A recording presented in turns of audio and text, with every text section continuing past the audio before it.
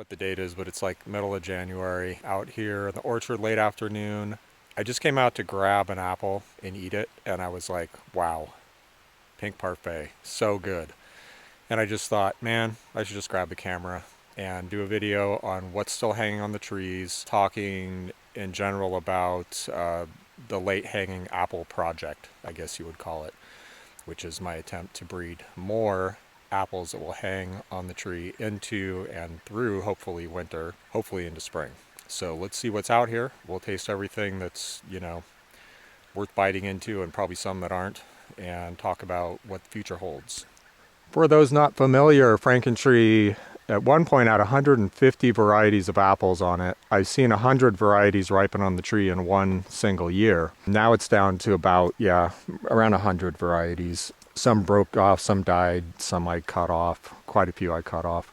So this is Pomos anel. This was discovered by Michael Maltus, a friend of my friend Mark Albert, and I've never met him, but I did get a description of this, and he said it was found on the frontage road between Hopland and Ukiah, and it was up on a hillside, and judging from the size of the tree, he thought the tree was very old, but couldn't tell if it was grafted or a seedling or what. Usually I think of this as an apple that's ripe in January, and here we are dead in the middle of January. This is a pretty flavorful apple. Over the years, it's just failed to impress me. A lot of the reason is that while there's some complexity and sometimes like generic tropical almost flavors, it really tends heavily toward banana. If you're interested in breeding banana flavored apples, especially late hanging ones, I have two. This is one of them. From the looks of this with the red speckles and the shape and the color and everything, it seems likely that this is a seedling of either Grimes or Golden Delicious. Golden Delicious is a seedling of Grimes, so. The texture is not bad right now. It's not super crisp, but it's pretty good. It's definitely edible. I think a lot of people would, if they had a branch of these, they'd be eating them a lot, and people would like them, I think. Unfortunately, the only branch I have is on franken tree, which is infected with virus, so I never send this out. If someone wanted to breed with it, I'd be willing to send out a scion here and there, but it's I don't like to send out infected wood. You can see here that there's apples on the tree, but that doesn't mean anything. We have to meet certain criteria for a good winter hanging apple, right? I mean, first of all, they need to hang. So if it gets really windy, hopefully they won't break off in a storm, but they need to be good, right? They need to actually ripen in the winter and be worth eating. So this is a pink parfait here. So a lot of what you're seeing on the tree here are actually just completely soft, like you could just squish them with your hand. But we're looking for the few that aren't like that. This one's seems pretty soft. Very flavorful. It says abundanza. This one seems soft. Yeah. See what this russet is here. This thing's pretty soft, but it's not offensive, and it's very spicy. Not really worth note, though. I think that is probably hunt russet, or at least it's labeled as that. Nope. What's this? Netto's late tart. Nope. Soft. All right, so here's Lady Williams. Now this I think of as peaking around February 1st. Yeah, at this point, at least out here, where also it doesn't get a lot of sun here late in the year. It's a little harsh and herby and edgy, and it's just not there. Wow. Look at that. That is literally black. I don't think I've ever seen that. It looks like somebody spray painted it, kind of like those pictures of the supposed black apple. There's another one that's almost that color. So this is, it says razor russet. That's not razor russet. Oh, there's a second tag here. Wow. Hoover. Very flavorful. Fruity, just like I like them. Yeah, I can see those things are actually rotten inside. Those green ones are Rhode Island greening, no good. These green ones right here are Newton pippen, which, is this Newton? This almost looks like Newton. That's still edible. Oh, it's winter pearmain, probably white winter pearmain maybe. It's edible, but it's not really crisp, and the flavor is pretty washed out. There's really nothing to report on. And these little Becca's crab are actually usually pretty good right now if they've survived this long. Crisp, flavorful, yellow flesh, but tannic and crabby too. Good genetics for late breeding, I think. I've crossed that with pink parfait. I think I have some seedlings of that growing, that cross. There is one apple here that I was going to cut down, and this has happened more than once. Like through the whole season, I kept tasting it, and it's like, nope, not getting any better, not getting any better. And I think I actually cut down the analog in the trial rows of this tree. And I was itching to come out here and cut this. But, you know, one day I'm out here weeding my apple trees, and I just picked one up off the ground and bit it. And I was like, oh, that's actually pretty good. Kind of pineapple-like acidity. Very hard. It's just a super late ripener, you know, and if you pick it too early, it's just not going to be good. I've been juicing these a lot because they make great juice, very acidic. It tastes a lot like pineapple. Wow. Yeah, winter pineapple. I'd grow these just for juice at this season. They're that good for juice. But they have gone off a little bit as far as texture goes, and the texture was never great. That one's not bad. It's still kind of crisp. Now I'm really curious to see what it does. It has a double trunk, so I'm going to cut one of the trunks off. As far as just me having this on the homestead, yeah, I'm actually pretty into it at this season. In fact, I haven't eaten all day. And the first thing I'm going to do is make carrot apple juice. And I'm going to come out and pick some of these up, the juice. Can be pretty flavorful, very flavorful actually, like a pineapple-like acidity and actually a pineapple flavor. It did have some watercore, so some of that could be a watercore flavor, which does kind of tend to make things taste like pineapple. I don't know what cross that is. I thought it was a Wixon grenadine, but it says Grenadine X Wixon. It's growing like a monster. It's like the second biggest tree out here. In fact, it's probably equal to that one there, which is really good. That's 11.7. That's Grenadine Gold Rush 11.7. This actually looks like more like a Gold Rush cross than it does like a Wixon cross, so it's probably Grenadine X Gold Rush. We'll have some pink parfait on the tree. We're going to get to that later. I've tasted that so many times in videos, but really, it's just... I wish you guys could taste it. It's so good. I got to get out here and pick my olives. Next nice day, I hope to pull off an olive processing video. Just too much to do.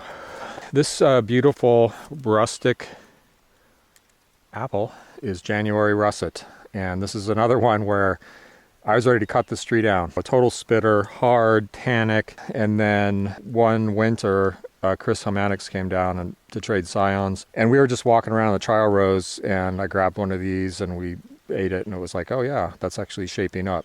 Yeah, December or January. And then it's just gotten better. And once I got it grafted out here onto this tree and out of those trial rows where it's really not happy, they produce bigger apples like this, and I'd say the quality also went up. And now I'm like, wow, look forward to eating these every winter. So this one doesn't have an awesome texture even at its best, and it's on the, wrong side of the hill. But it's very edible still, especially for January. Not a polite apple. It still has a fair bit of tannin. The skin is literally rough with russet and sharp, and it gets your attention. It's not, as I like to say, it's not for the people who like their bologna sandwich with the crust cut off on the white bread, It's good though. I could eat a lot of these, and I'm sure I will in the future. I think that might be the last one there, and it probably isn't going to get any better, but I'm going to leave it for now. So one cool thing about this apple, and one of the reasons I decided to release it, is that it's the closest thing I know to a really late hanging russet. A true late hanging russet as I define it, which is like, yes, it'll hang on the tree and it's actually good and it actually ripens in the winter. I have eaten these in late December, so they have a pretty long season actually, or they can. But around here, I think I nailed it with the name. It is more of a January apple for sure. Pretty crisp on that one. We'll move on once I finish this because I'm not wasting any of my second to last January russet here. It's pretty crisp actually. But like a lot of russets, it is coarse grained. It has a large grain to the flesh. So in the future, I'm going to do as I've done before and cross this with the highest quality russets. I'm more interested in crossing them onto it than vice versa. I have a feeling that's the way to go. Golden russet, Roxbury russet, Ashmead's kernel, and the new one I have in that stable that I'm really into is pine golden pippen. Man, I had just had one last year that was really, really good. That's what the future holds for January russet. Here's a nicely trained specimen of Clarion, previously known as Ice Princess. Look at that. Beautiful training. Clarion is very precocious, by the way. If you graft it, you're probably going to get fruit really fast. That's a seedling that had never borne any fruit before and wasn't even old enough to bear fruit. I grafted Clarion onto it and it fruited right away. Okay, so this is mere pippen, M-E-R-E, and this is an English apple. Here it's gone soft now. That one's more edible. I just really haven't been impressed with the eating quality of this apple here, at least. It tastes like bananas a lot. Okay, this is the apple I call March Hedge. And we're going to pick this one because it's got some cracks in the top here.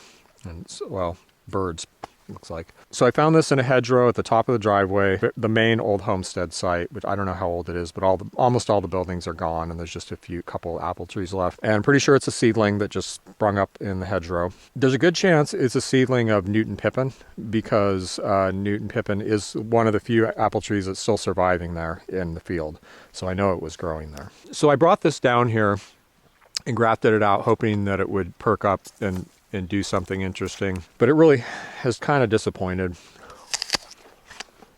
It's kind of crisp, but kind of foamy, which also Lady Williams is kind of like that. Not much flavor. The flavor it has is a little peculiar, but look at it. You know, it's still hanging on here. I've used it in breeding already, and I may use it again. We'll see. I may just wait until a cross of this fruits and I can see what it's like and decide whether to continue or not. I mean, edible, but bland, kind of watery, peculiar kind of harsh flavor that I don't know what it is. It's certainly not anything anyone would want to grow, but it may still be useful in breeding late hanging apples. And here we are at the pink parfait tree, one of several because I like this apple so much that I have a bunch. Birds are really going to town on this. There's a pileated woodpecker, you know, those big giant woodpeckers with the red head, kind of the classic cartoon woodpecker. It loves these apples and it'll just come and sit here and peck them. I had this guy helping me out here and he walked like right from there up to here, and this pileated woodpecker took off out of this tree, I think, where it's always hanging out. And he's like, wow, those things are so rare. I'm like, yeah, here they're kind of not so much. They got to peck. They can't just like work on one apple, and they just got to go around and peck them all. Wow. Crisp. Get that tree. Get it. Get that tree. Get it. Get it. Get it. Get it. Kill it. Get that tree. Oh.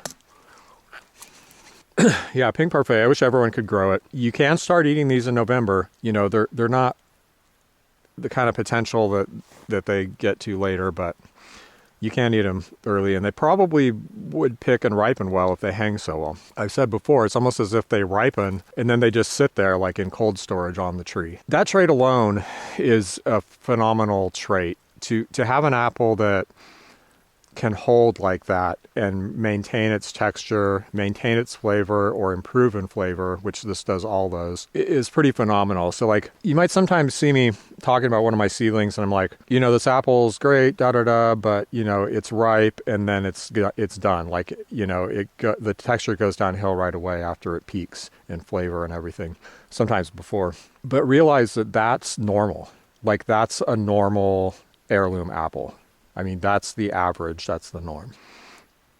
Look at you. Get it. You arborist. I got to teach you how to cut scions for me. You know, so late in the season like this, I've had a few now where the texture's starting to go a little bit. But I have had this in this eating condition, like pretty crisp and great, into February before. Late in the season, the more ripe it gets, the more it gets this like honey flavor. And in some years, it's really just a dead ringer for honey. This year, it's pretty obviously honey to me. Yeah, you know, it's that rich kind of rounded, like dwells on your palate, floral honey thing. It tastes like honey. Now there are like maybe a little bit of kind of berry-like aromatics from the red flesh, but they're not strong. Some years there's more than others. That's Waltana. It's toast. Let's see if one of these Lady Williams might be a little better, but really it's a little early for Lady Williams. So this one's pretty damaged. It might be better. Oh yeah, that's good. As much as I may have talked this apple up, to me it's really a breeder. It's got a little bit of a foamy flesh. The skin is pretty thick. It has really nice, fruity, complex flavor. and that has been passed on into some of the seedlings, including probably hard candy cider, probably where it gets some of its fruity flavor. But that's not the only flavor, and there's also like a lean meanness to it that's kind of got some weird herby flavors and kind of just... It's a mixed bag of flavors. Although it's not as late, I'm a little more inclined to use Pink Lady, or aka Crips Pink, as a parent, because someone already took it that step further and refined this, you know. This is a seedling that's more like cider potential, but it hasn't even been ripe yet when I've tasted it. I think it's at least close now. This has a lot of what cider makers want. It's tannic, puckery. It's got some red flush flavor. It's got pink juice. You know, this is another one of many like this. But this might be the latest of them. But how useful is that to anybody, you know, making cider? And especially anywhere cold, like this isn't even, it's just going to be green, totally green when heavy freezes hit. Well, let's go walk the diagonal cordons real quick, because there's a bunch of new apples I grafted in there that I haven't even tried yet. So who knows what we'll find. Probably nothing, but pick one of those and eat it, because like that's a lot of leeks. Pilot's hanging on. It's a good winter apple into maybe like early December, maybe. And then goes soft. Well, I wouldn't say it's good, but this is Sundance. It's one of the co-op apples. 24 or 29, it says. You know, that one's not bad. The texture is really not good enough. Almost interesting. Okay, this is Yates. Someone said that this was a real late hanger, and it was apparent in the parentage of like Lady Williams or Pink Lady, maybe. Not crisp. I would say it's crisp. Not really crisp, but like crispish. Not a lot of flavor. A little watered down. I'm interested to see what it does in the future. It's not that late though. It's already gone. I don't know what these are. Oh, is this Margil? I bet that's Margil. Yep.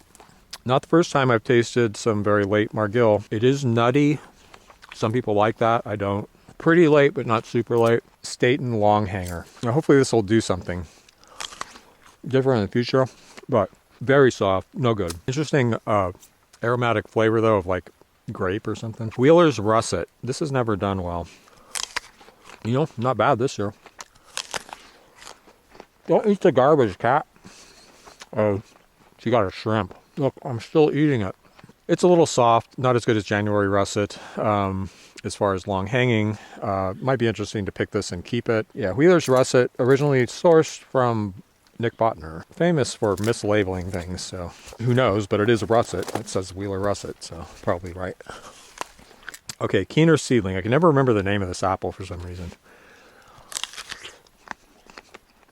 It's similar to Wheeler, but softer. You know, January Russet has both of them beat for off the tree, you know, now. As far as like growing them and storing them or anything like that, I don't know. But off the tree, January Russet, FTW. Once I take January Russet and cross in like Golden Russet and Roxbury and all these great Russets, we're going to end up with a very late hanging superior Russet. It's just got to happen. I just don't see how that doesn't happen. And these seedlings are actually already planted. I know I have seedlings of that those crosses already. Or at least I have Ashmeads and Golden Russet, I think. I'm going to pick me some stuff for dinner. You see that? It looks like trash. That's not trash. That's scrap metal. Different than trash. You gotta have a scrap metal pile. I just went in there the other day and got some stuff, like a couple times recently. 3, actually. Why do I go to town, drive all the way to town to like go to the metal store and like buy a piece of metal? What? Scrap metal. Gotta have it. Yeah, this whole apple breeding project has been phenomenally successful, honestly. It just turned out to be way easier than anyone thought to breed new apples from seed. And the future is bright. Releasing a bunch of new stuff this year. I think I might be releasing like 6 new things, which surprised me, honestly, but you know, I have reasons, and which I discuss. So check out my webpage for the apple breeding project, and it has links and pictures of the new apples, and you can go read about them. SkillCult.com/apple breeding. Let's see, what should we pick here? what I do is I look for the ones that are least like what I actually want in a leek. Uh-oh. Look at that. Gophers. I better set a trap in here. Look at that. Look at that. Beautiful. No dirt. Look, Ma, no dirt. Just pulling up some carrots. Check this monster out. Look at that bomber. These have been growing here for a long time. They're not woody or anything. They're perfectly good, crisp, juicy carrots. Look at that.